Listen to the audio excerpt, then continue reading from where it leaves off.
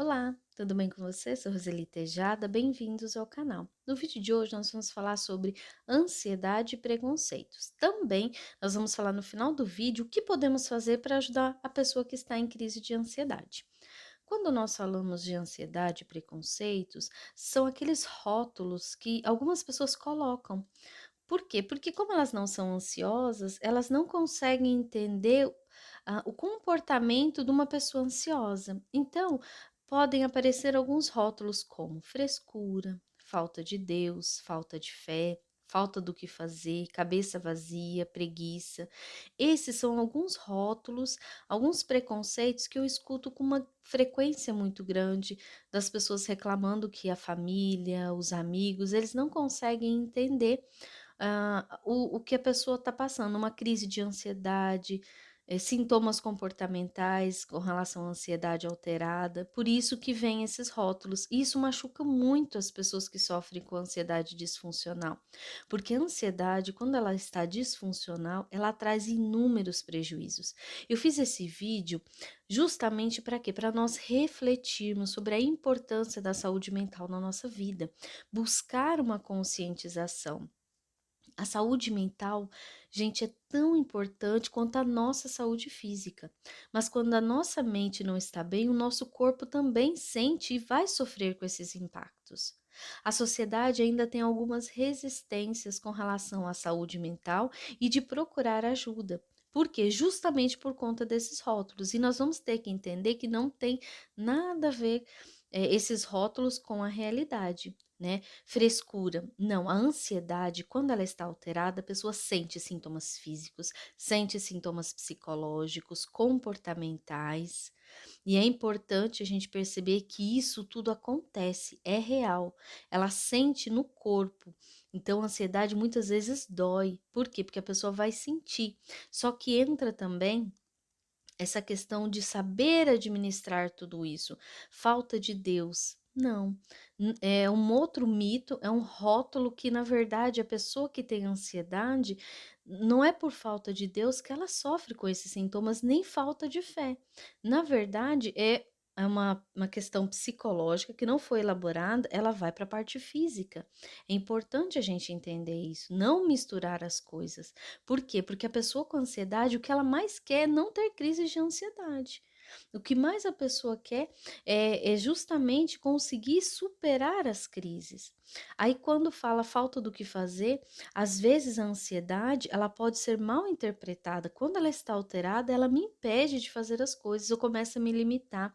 Eu começo a mudar a forma que eu me vejo. Por quê? Porque a ansiedade ela traz um sintoma muito forte, que é a incapacidade. A pessoa se acha incapaz de fazer, incapaz de realizar as atividades.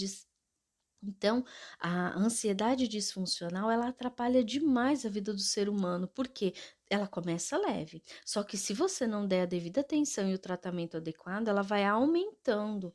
Por isso que às vezes algumas pessoas falam que quem tem ansiedade é preguiçoso, que é falta do que fazer, que é cabeça vazia. Ao contrário, a pessoa com ansiedade, o que ela mais tem é excesso de pensamento e não de cabeça vazia.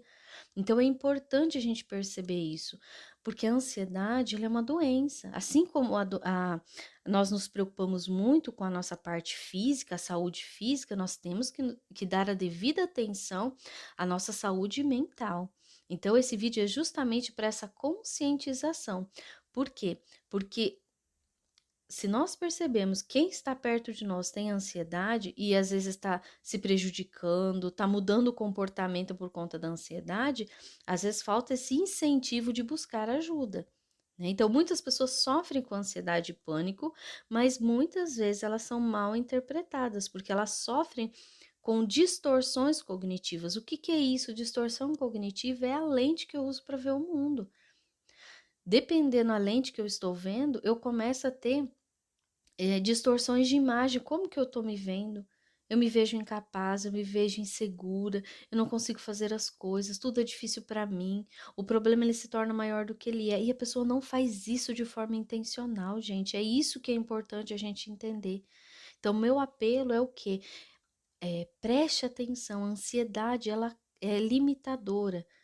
Quando ela está elevada, ela é limitadora. Por quê? Porque eu vou acreditando que tudo que eu penso é verdade. Aí a minha insegurança, o meu medo, eles vão tomando uma proporção muito maior do que é. Então, a pessoa ansiosa, ela pensa um pouquinho diferente das pessoas que não têm ansiedade elevada. Lembrando que todos nós temos ansiedade, mas se ela estiver alterada, se ela estiver disfuncional, eu começo a ter prejuízo na minha vida, tanto na parte educacional, às vezes eu não consigo prestar atenção, eu não tenho foco, eu não consigo me concentrar. Na parte social, eu não quero interagir com as pessoas porque eu fico preocupada com o que o outro vai pensar, com o que o outro vai dizer e se ele me julgar. E se é tanto e se que a pessoa ela vai se restringindo, vai querendo sair do círculo das pessoas para quê? Por medo de ser julgada, de ser mal interpretada. Posso ter prejuízos com a família, porque eu começo a me isolar, eu começo a não querer ter contato com as pessoas por conta do julgamento.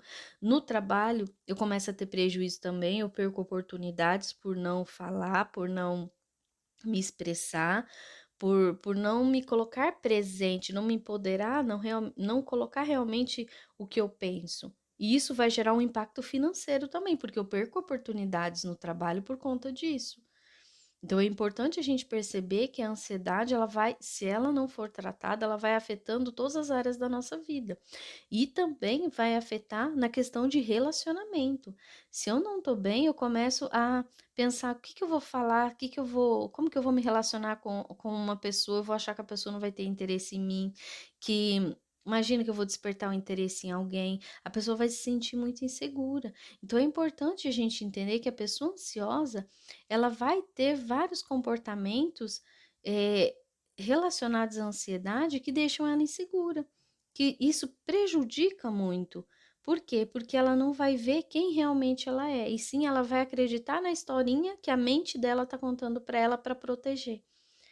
Tá certo? Então é importante a gente perceber isso, porque existem sintomas comportamentais, que é nervosismo, fala acelerada, agressividade. Quando a pessoa está muito ansiosa, ela vai desconectando das situações. Por quê? Porque ela foca nos sintomas. Então, por isso que é importante a gente entender, né? Esclarecer que a ansiedade disfuncional e que transtornos de ansiedade, eles precisam de tratamento. Mas precisa também o quê? O apoio da família, dos amigos é essencial. Agora, como eu prometi para vocês, no final do vídeo eu ia falar o que podemos fazer para ajudar uma pessoa em crise de ansiedade. Então, o que que nós podemos fazer? Entender primeiramente, né? Entender o que a pessoa está vivenciando. Então, dar esse apoio incondicional, acolher a pessoa, dizer a ela que ela não está sozinha, que você está aí junto com ela, que você vai ficar o tempo que ela precisar, né? Que ela tem um ombro amigo, que ela tem um colo ali para ela se sentir acolhida realmente. Ajudar a pessoa a respirar mais lentamente, isso ajuda a não ter outros sintomas, porque na ansiedade elevada, se eu tiver com a respiração muito ofegante, muito acelerada, eu vou ter mais sintomas correspondentes a essa respiração acelerada, né? Então, quando eu ajudo a pessoa a respirar mais lentamente, os sintomas começam a diminuir também. Eu posso ajudar a tirar o foco dos sintomas, porque a pessoa vai ficar hipervigilante, ela vai olhar o tempo inteiro por se a mão dela tá tremendo, se tá gelada, se o coração tá muito acelerado, a boca tá seca, se tá dando onda de calor e de frio. Ela vai ficar o tempo inteiro olhando para isso. Então, ajudar a tirar o foco desses sintomas.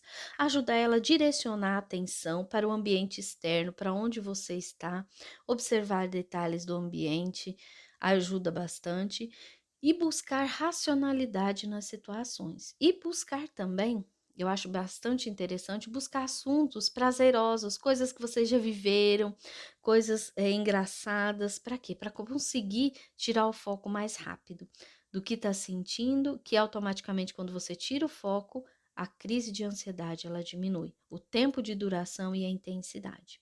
Então, entender que o momento que a pessoa está vivendo é real, então, ou seja, você ter empatia com a pessoa. No momento da crise, a pessoa não tem muita racionalidade, ela está toda emocional, então é importante que a pessoa precisa entender que ela está hipersensível naquele momento, com pensamentos negativos, por quê? Porque ela está inundada de reações e sensações físicas no corpo dela. Por isso que fora está tudo bem, mas dentro dela é uma avalanche de sintomas. A pessoa que está acompanhando, que está do lado, ter paciência de entender tudo isso. Por isso que é um vídeo de conscientização, tá certo? Porque o que a pessoa está passando ali pela crise, ela é um medo e as ameaças são reais na cabecinha da pessoa que está vivenciando aquilo. Então, o processo de recuperação da crise vai oscilar também de pessoa para pessoa com relação ao tempo de duração.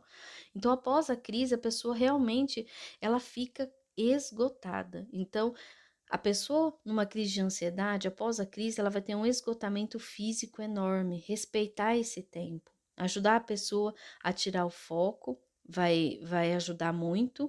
Por quê? Porque ela vai estar muito envolvida naquele processo das sensações, né? Então, o apoio incondicional é extremamente importante e buscar também, após isso, um apoio especializado, buscar psicólogo, se necessário, psiquiatra. Para quê? Para justamente trabalhar essa ansiedade para que ela não seja mais disfuncional e sim ela volte ao seu nível de normalidade, para que ela não te paralise, não te limite, não traga prejuízos na sua vida. Tá certo? Muito obrigada por ter ficado comigo até aqui e até o próximo vídeo.